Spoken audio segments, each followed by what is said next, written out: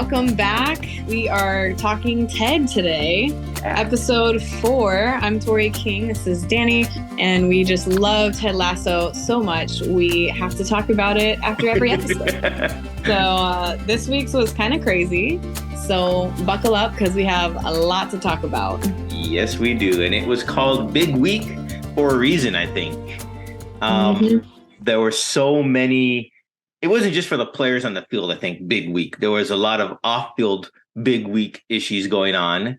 And it was another extremely well-written episode that I truly appreciated a lot of the nuanced performances that we'll get into. But right off the bat, off the very first scene in the show with Roy Kent and Jamie Tart and their 4 a.m. training. That made me laugh so much. Just their little interactions back and forth. It made me laugh so much. I actually looked up the transcript because I wanted to read that. I was laughing so much when he rings the bell. And he's like, all right, let's go. It's 4 a.m. Yeah, we start at 4 a.m. I thought you were joking. How is that a joke? Because it's 4 a.m. And then the best part, he's like, come on, hurry up. And then he turns around. Obviously, he's only wearing a shirt. And so we get some great, cheek action up here. He's like, hurry up or I'm going to start flicking your balls. Yeah, just perfect, tasteful side cheek up here. We know Ted Lasso loves their cheek shot, but it was great. I mean, I got a very Karate Kid, like, hey, the training starts now, we're actually doing this, continuation from the episode before where he wants to get ready and get better than Zava and become better than Zava when they're in Sam's restaurant. And this is him following that out, and he didn't know he was serious about 4 a.m. but now Roy shows up at his door, has a little headlamp. It was perfect. And then they run outside. Oh man, this episode was written by Brett Goldstein, of course. Okay. So you knew going into this episode that it was going to be a doozy. Yeah. So, and he followed through. Every episode that he's written has been so impactful and just purposeful. Mm-hmm. Completely agree with that. I mean, I don't know if he gives himself the best lines when he's writing a script. I wonder if that's, like, I got to make my jokes be the funniest, but his just throughout the show, Roy Kent had some of the great one-liners, and it was just so perfect. So, Brett, good job. Yeah, man, he crushes it every time. He gives himself good lines for a reason, of course. It's always his show, but I love the focus on this episode was really, obviously it was called A Big Week, like you mentioned. The episode was about what we've all been waiting for, right? Mm-hmm. AFC Richmond finally facing off against West Ham United, which is, as we know, Nate's team and Rupert's team. So this has been everything that season 1 and season 2 has been leading up to. Yeah. And it was glorious and gory and horrible and amazing and incredible all at the same time. I think it was just such a well-written episode. Yeah, I think part of the episode was really dived into Ted's feeling and relationship with Nate. Mm-hmm. And really explored that dynamic more. And we see a little bit of Nate's true self come through, especially when he's at the table and he's playing with the little toy, I guess, planning out a strategy, and he knocks over the coach has like a little mustache painted on, so it's supposed to look like Ted Lasso. And he goes, whoops. And then he goes, oh, picks him up, and there you go. So we kind of get the sense and feeling that he is, not the dark side. Yeah. That he's still in there. That he's publicly portraying, because there is two sides of Nate. There really is. There's the real Nate, and then there is the public persona Nate, who I guess he thinks he has to be, right? And he's still looking for that public, not gratification, but that public, acknowledgement. Like when he goes into the restaurant and he just expects everyone to know who he is. And the waitress is like, Jade, who are you? Jade, who are you? Oh, you haven't been around here? Like maybe just quit your job then. Man, yeah, that was I just love uh, her character. I didn't love her in season 2 because that's when we're kind of rooting for Nate. And Yeah. then here, obviously, we've seen how he treats his employees and the people that work under him. And so here, he kind of gets a humble sandwich that he sort of needed from our girl Jade. And I just thought it was the most hilarious interaction. And, he's like, you don't remember me? Like, I remember you. And the manager comes out and he's like, oh my gosh, do you know who this man is?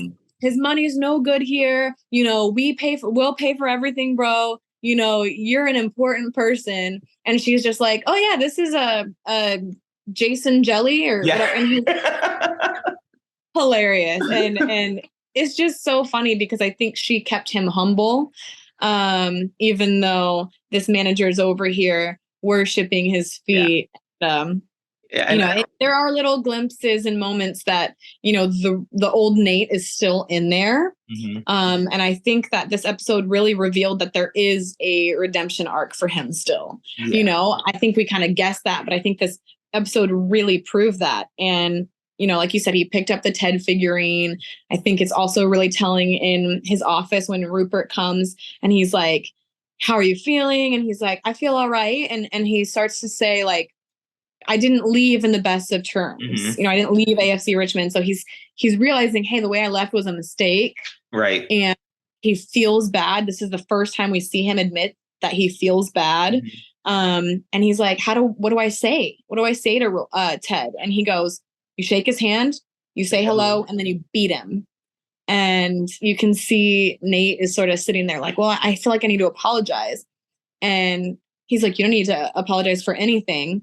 And then he starts walking away and he's like, all right, thanks for coming in, Rupert. And he goes, it's Mr. Mannion, and you can just see this power dynamic of the whole episode.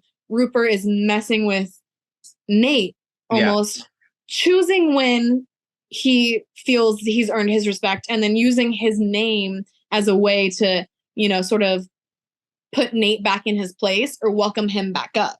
And so after that interaction, he's like, no, it's Mr. Mannion to you.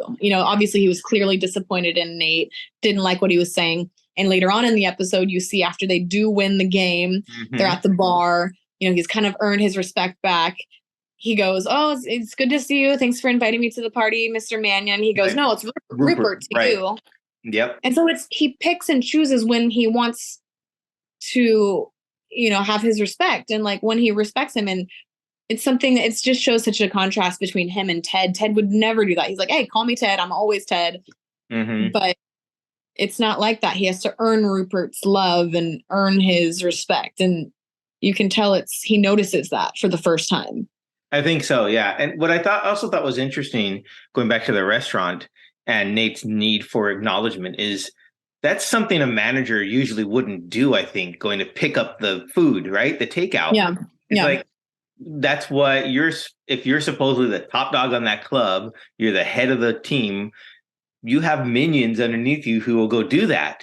But his need for being seen, or maybe he has a romantic interest in Jade, and that's why he wanted to go, because you see him pass back and forth. He chose to go. Ooh, okay. To go. So maybe there is something there with that, because you see him outside pacing a couple times before he builds up the courage to go in.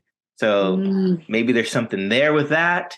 I would just imagine that if it was me and I was a manager, I don't have time to go pick up the takeout for the staff. That's Uber Eats job.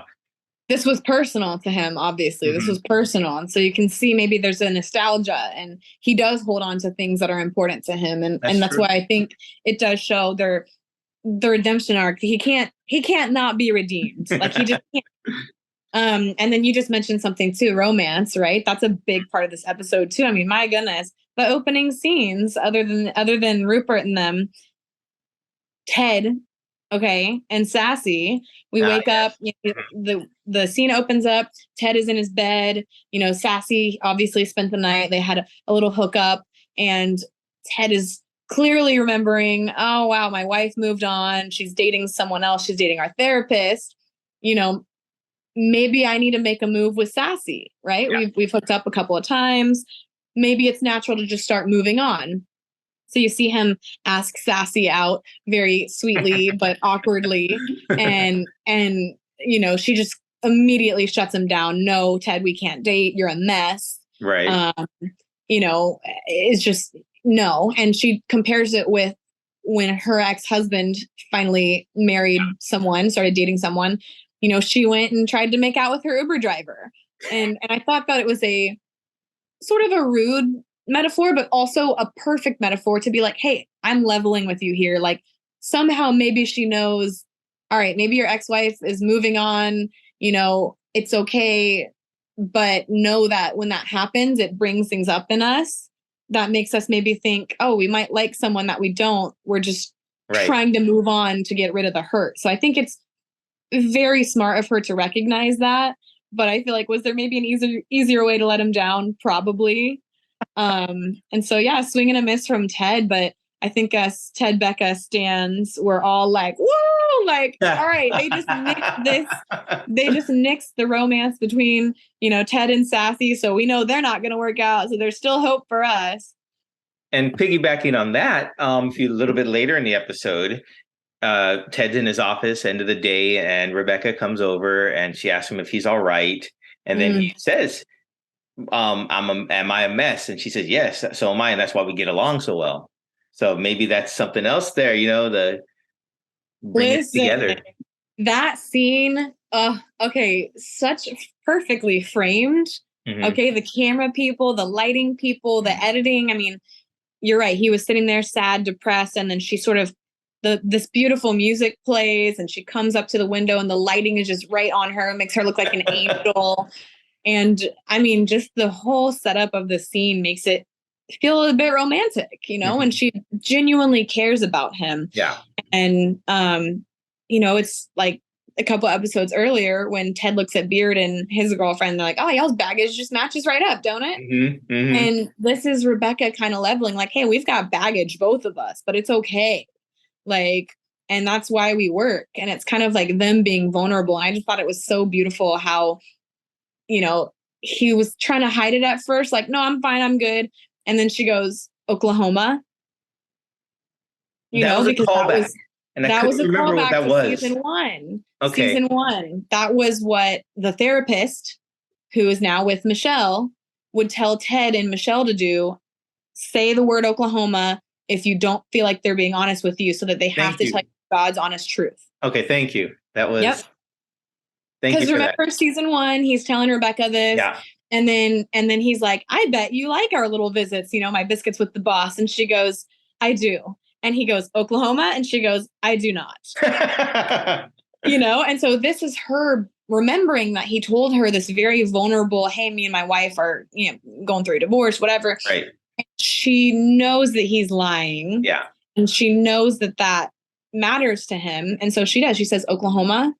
And that's when he goes, I'm all right. I'm going through a little bit here. I'm a work in progress. Work in progress. Yes. That was what a beautiful way to say that, though. I mean, I know it was a pun and it's punny, but like he's working on himself and so is she. And so I just thought that moment was so good for both of them. Like a very large character growth from Ted not having to put on this lying face that everything's okay. And then Rebecca going from, the villain in season 1 to, I really care about this man and he's my friend and I'm going to check on him and make sure he's okay. I agree. Although I will still say he still has a slight veneer to himself with everyone else, and except to the end of the episode, which we'll get to in a little bit. But one line he said in there that really, really stood out to me was when he told Rebecca toward the end of their conversation in that scene, you already won, right? Because she says, hey, go win this. It really matters to me. Yeah. And he's like, you already won. And she's like, how so? It's like, you kicked that turkey out of your life. And I thought that was so perfectly written. I thought it was such a powerful sentence. Like anything else is in this game, it's just trivial. It's just a game. But in life, you've already won because you got him out of there.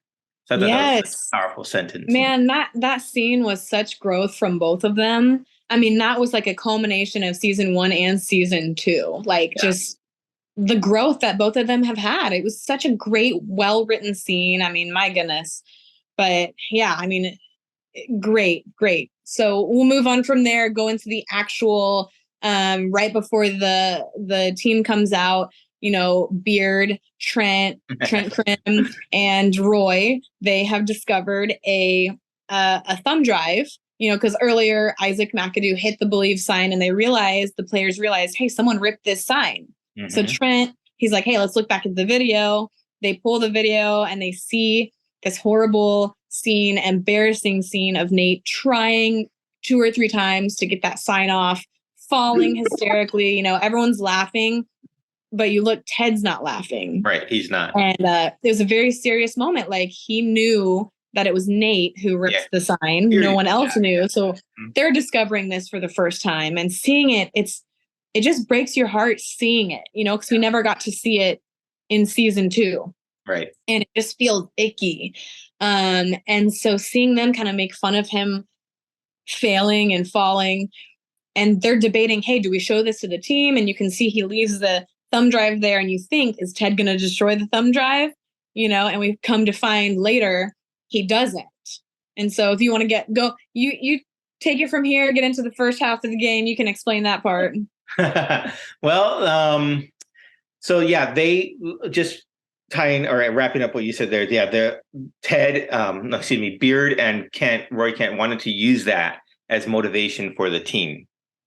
Ted nixes that idea, and he says that a strategy will appear. We'll know when we see it. So moving forward, they go to the actual game itself. The first half of the game is kind of lackluster until the very end of that first half, when West Ham scores 2 goals right away. So it leaves Richmond players kind of in a dump. So I think they call them catatonic. So, they're just kind of moping around because all of a sudden they're down 2-0. So then as they head to the locker room, Ted sees Rebecca down the hallway and he tells him, I'll be right back. And they ask him, what should we tell the guys? And he tells them, surprise me. So he comes back in and he sees the team watching the surveillance video, and they are now all fired up. They're out for blood. They have bloodlust in their eyes. And of course, which leads to the second half of the game, which is very, very, I think they decided they were going to play rugby instead of soccer. Yeah. So real American football, basically, at that point, taking people out left and right, taking the finger out for sure. And and all throughout the episode, the whole idea of beat them and kill and beat them came up. So that's what I guess they kind of took that literally, because they were just going after the players, and it wasn't just like 1 or 2, it was the whole team. Yeah. I mean, the whole team was on, even Sam, who you wouldn't expect to behave that way. He knocked out, or tried to take out the goalie. Then Isaac, of course, picked up one of the players and just tossed him. I thought that was hilarious. But it's like, they really, seeing that, I guess, just, and since they couldn't go attack Nate, they just took it out the players. And it was clearly the wrong strategy here. I mean, they got too fired up. They got too emotional. Beard and Roy admitted at the end, like, hey, we messed up. It's like, you know what? You tried something. It didn't work. Give me the thumb drive back. And we're not, we're going to move on from this. But, 3 of the players ended up getting red cards and getting suspended from the game. And, Keely is up here. Her boss is watching, her boss turned out to be a female and have this whole interaction in the bathroom. We can get to that in a second. But she's like, I promise you, these people are usually a lot nicer. No one in the stadium knows what's going on. And, it's not the Richmond team that we have come to know and love, and this disciplined team that plays with their hearts. They were playing angry and they were playing hurt. That just shows you how much Ted and this idea of believe matters to the team. Yeah. And so we understand why it happened. We wish it didn't. And ultimately, Rupert, revels in this win and hugs, Bex in front of Rebecca, and she gets up and walks out angry. I also loved Rebecca's interaction with Ted at halftime, because she was so wanting to win too. And then at halftime, she realized, you know what? It's not about the game. And she goes, I believe in you. And she has this very intense, grabs Ted and I believe in you. And this awkward, like, da, da, da, da, you know, He says, yeah, very intensely. Overcompensating. And he's like, I know, I feel it. I feel your belief. It's intense, you know, and she's like, you got this. Off you pop. And he just walks away like, oh, it felt a little awkward. But you know, he realizes that she realizes it's not about the game anymore either. But I don't know about that though, because I think that was just a bit of like reverse psychology. I think so too. I don't think it was like a switch in her. Oh, the game doesn't matter anymore. No, it was like, okay, that strategy of telling the beat wasn't working. Yeah. Let's go ahead and reverse that and say, oh, it doesn't matter, and see what happens. That's how I felt too. I also thought maybe it was her trying to not as much say it to Ted as she was herself. Like that could be, yeah. Says it out loud to Ted, maybe I'll believe it myself that it is just a game, that it doesn't matter, you know, just this overcompensating. And so I think it could totally be both, but it was just such a funny moment and awkward a little bit. But yeah, I mean, after the game too, we see Nate on TV and they're asking him, you know, hey, you didn't shake the coach's hand at the end. You know, that was kind of a swipe. And, you know, I'd like to go back before we finish that and talk about before the game even started, they accidentally met each other in the elevator. And that was just the most perfect reveal of all these people are in the elevator. You think Ted's in there by himself, and then he steps to the side and Nate's right behind him, facing back against the wall because he doesn't want to see him.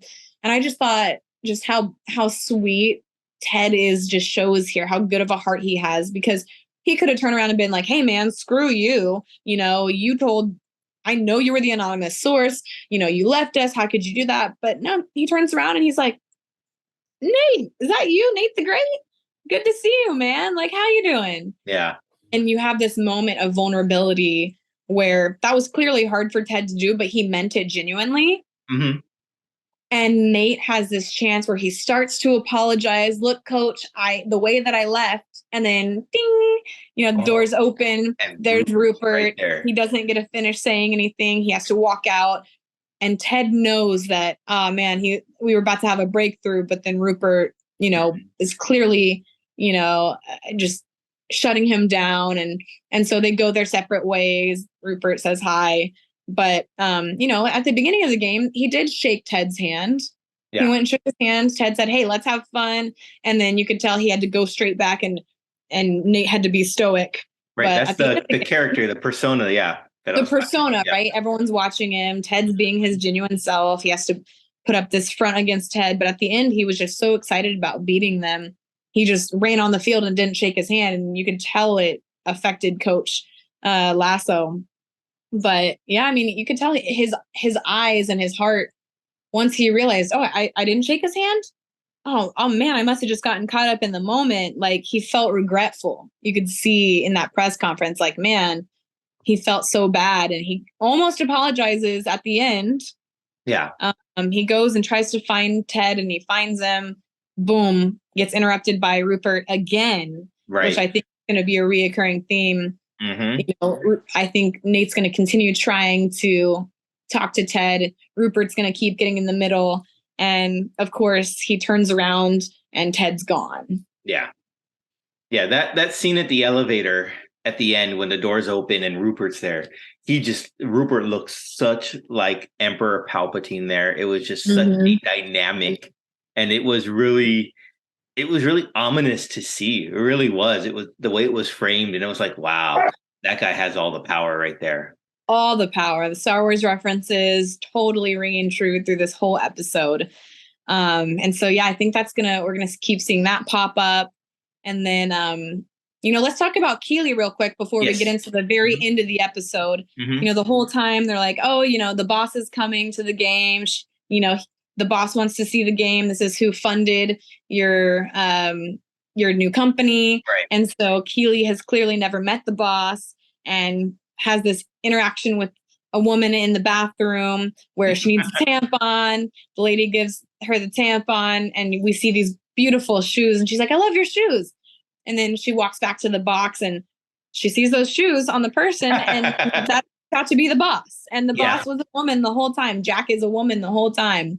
We have this awkward interaction with Higgins, who just That was keeps so having horrible joke timing, and so he sees himself out. He says, "Is that Jack? Is it short for Jacqueline?" And she says, "No, Jack for is short for my dad wanted a boy." Yeah, just clearly awkward, and so he walks out. But this dynamic between Keely and her boss, it's just intense the entire time. She's clearly on edge.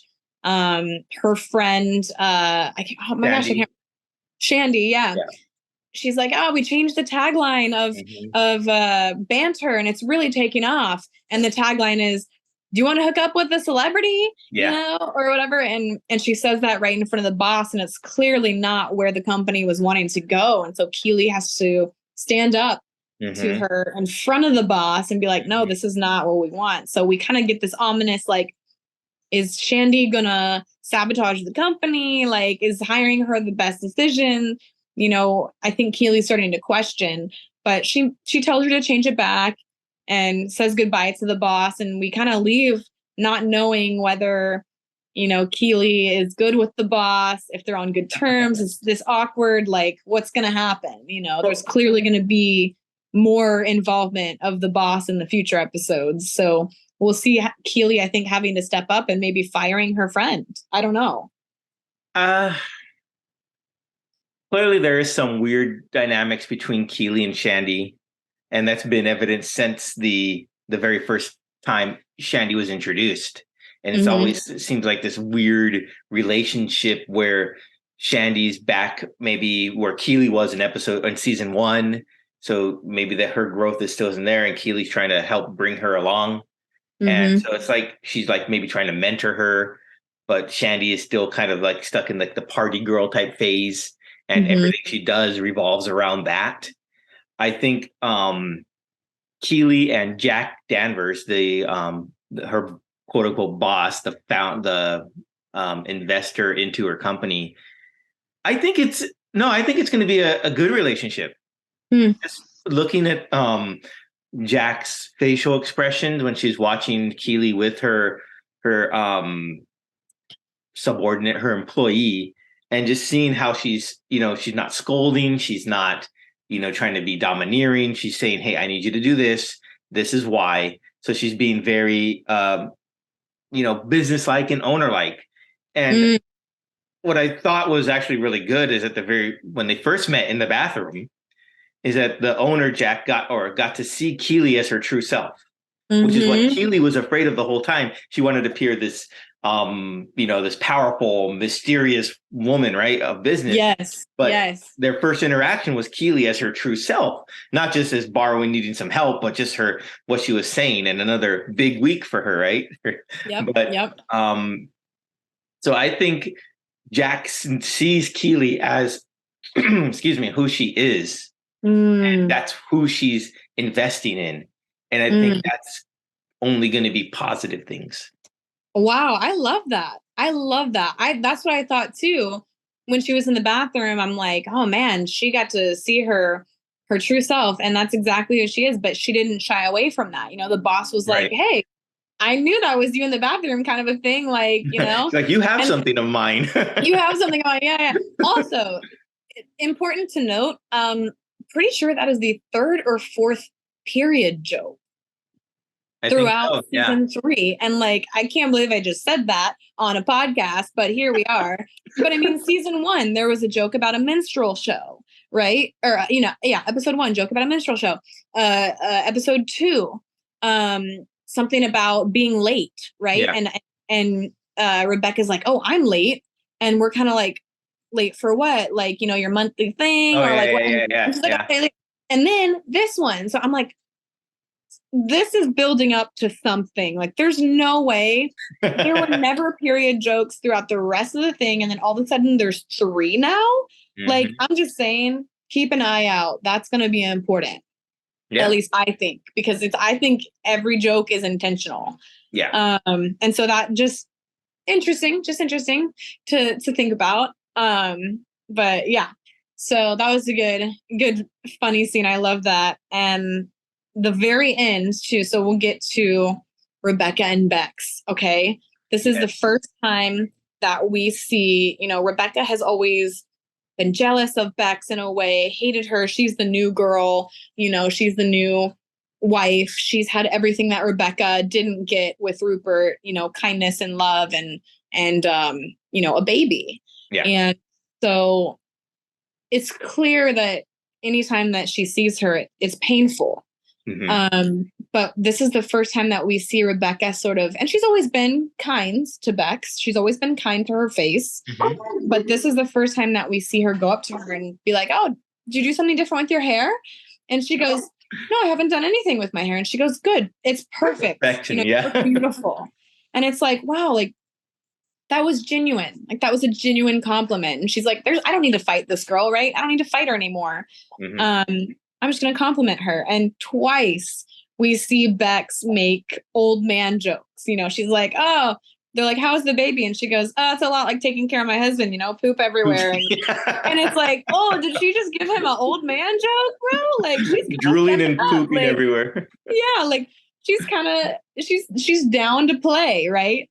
Fast forward, we see Rupert kissing and spanking his assistant, and Rebecca sees it, and you just feel the pain and just the ache and anger that she feels seeing that. Like, wow, this is what everybody saw when he did it behind my back. Exactly. Yep.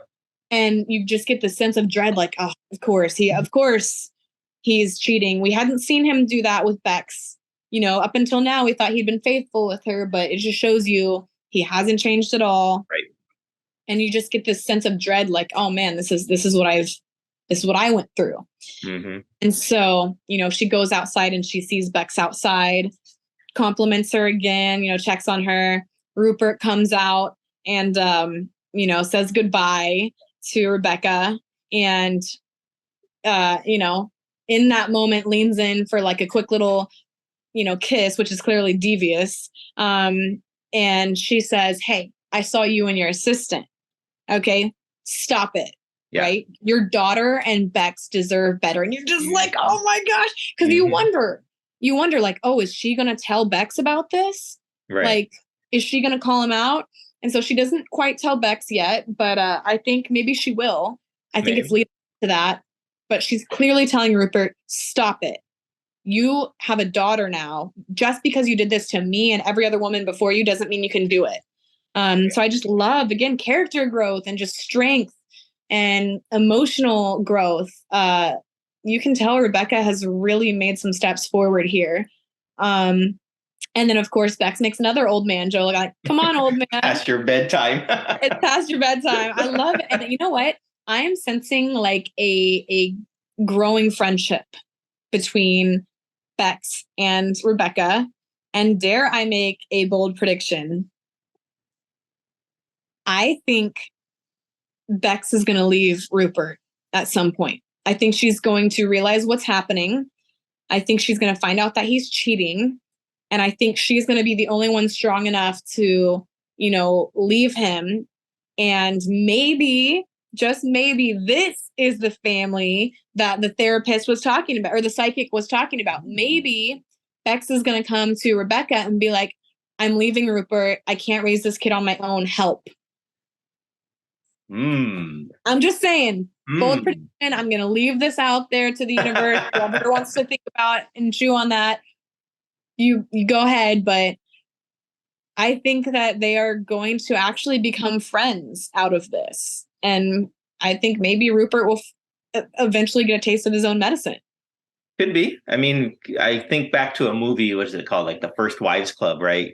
Where all the scorned wives of unfaithful husbands or whatnot come together and get revenge on them. So it could be something building up to something like that, where they're going to band together and ally together to take down the emperor and whatnot. That's what I'm saying. It takes more than one person, and this could be it. A scorned woman, two scorned women here. That's some wrath. Was it hell hath no fury like a scorned woman or something like that? Yes, it is. That's exactly what it is. And so I think people here are starting to see his true nature. Like, he hasn't changed, man. He's the only character in this entire show, aside from Nate a little bit, who just really has not gotten better. Right. And then at the very end too, Rupert invites Nate to this party celebrating the big win. And Nate is still very much himself, spits out the alcohol. Spits out the alcohol. He meets this model. He learns, like, people know who he is now.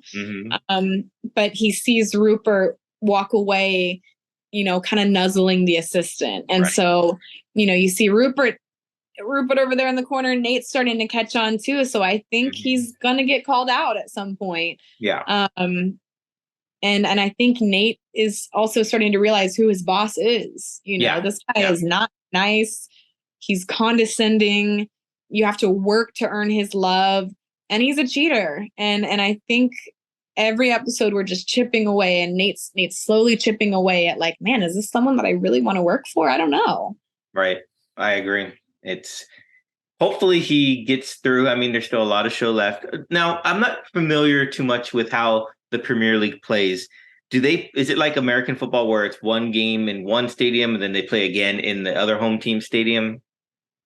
Not always, but I believe, yes, that is for the most part what happens, because I think it just depends on the season. If there's a tournament, you might play them again somewhere else, maybe a neutral site or that tournament site. But I don't think you always have to do one game at home, one game away. Okay. But we do know that they're going to have another matchup. Clearly, we've seen it in the previews. But I think the next matchup's going to be very different. And they kind of know what to expect now.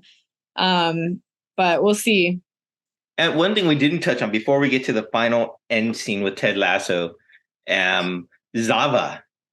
And his take on the whole game. I mean, it was disappointing to him. He didn't quite understand what was going on because he wasn't around for the first two seasons, and so he doesn't know the dynamic between the rest of the team and Nate and how that all played out.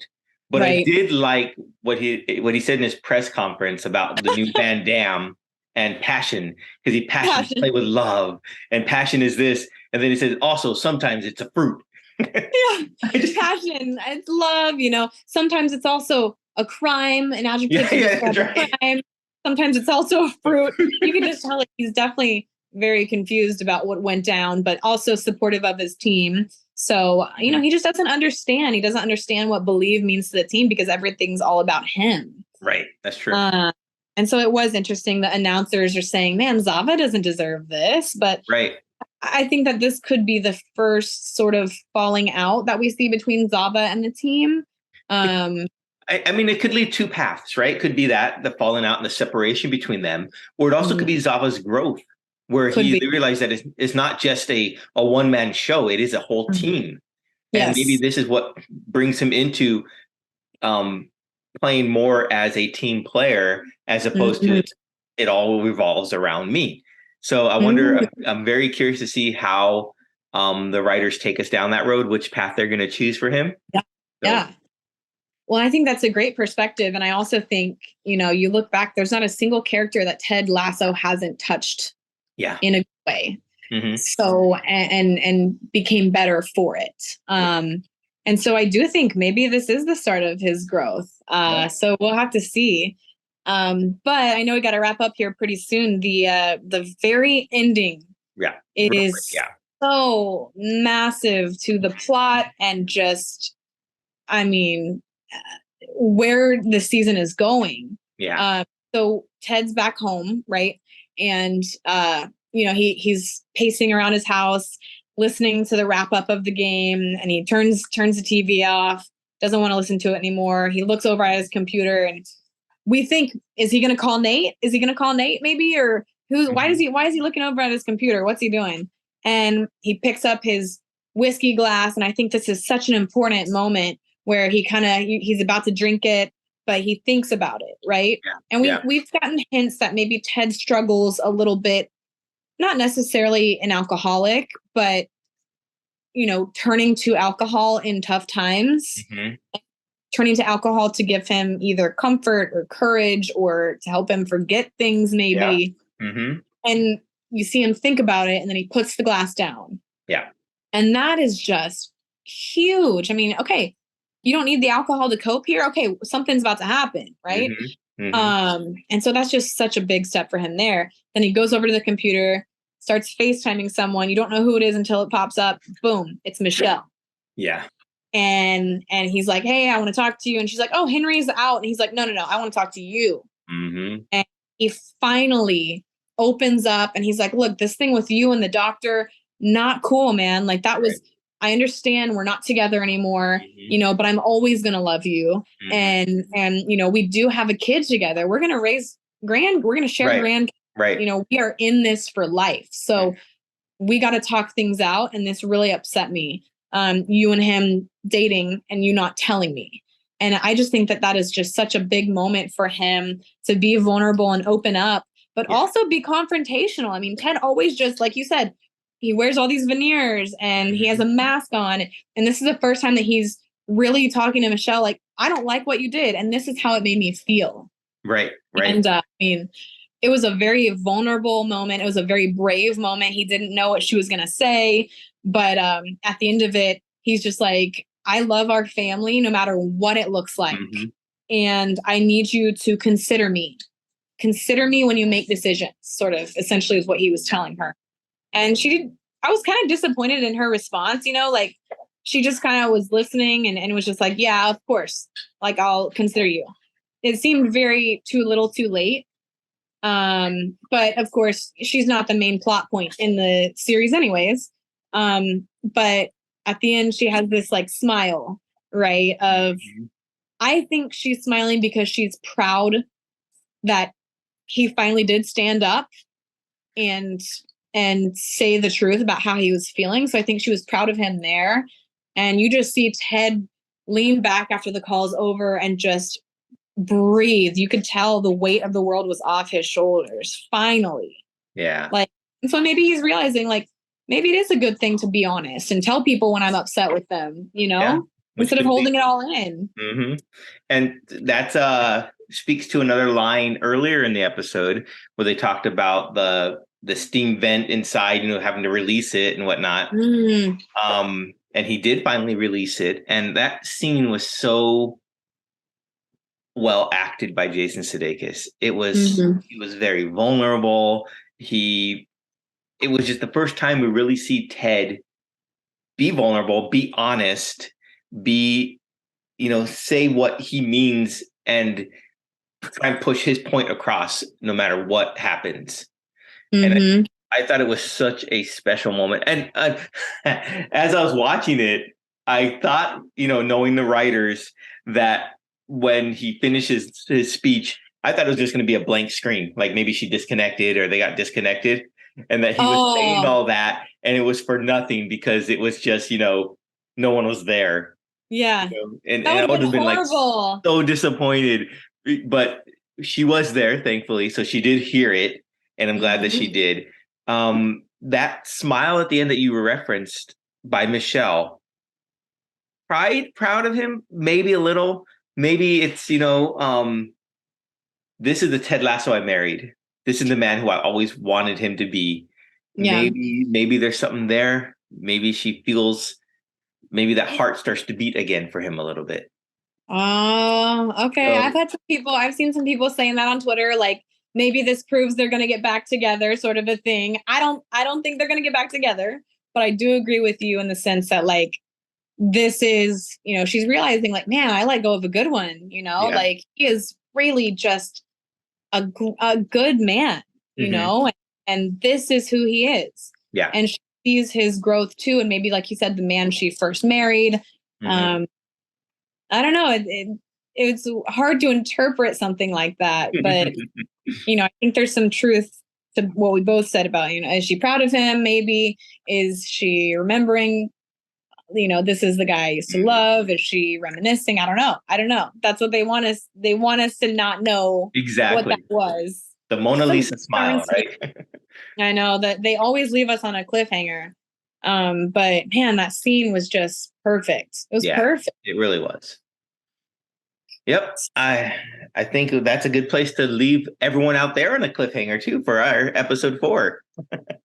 So, any final thoughts you have on the episode that you want to share?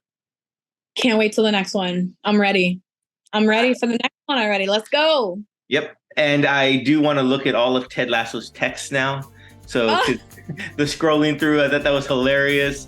I think he shared a post on Twitter about the upstairs neighbor and the music. Yeah. I thought that was so funny. The detail. Yeah, the details they go into. I mean, like you said, scrolling through text messages. Yeah, the one from his upstairs neighbor is like, Miss Shipley. She's like, turn that music down. He's like, I promise. I'm not playing any music. I'm not playing any music, Miss Shipley. You know, just the callbacks to episodes and just sweet little things. You know, we think maybe Sassy might have sent him a nude picture because he liked a picture. Just the details. So congrats and great job well done to the editors and, you know, graphics people, because every small detail is just so precise. It's great. So go back and read those texts because some of them are pretty good. Yeah, I agree. Well, everyone, thanks for tuning in. Be sure to go watch episode 4. Stay tuned for episode 5 next week of Ted Lasso. This is Talking Ted with Tori and Danny, and we'll see you all next week. Ooh, see you guys later.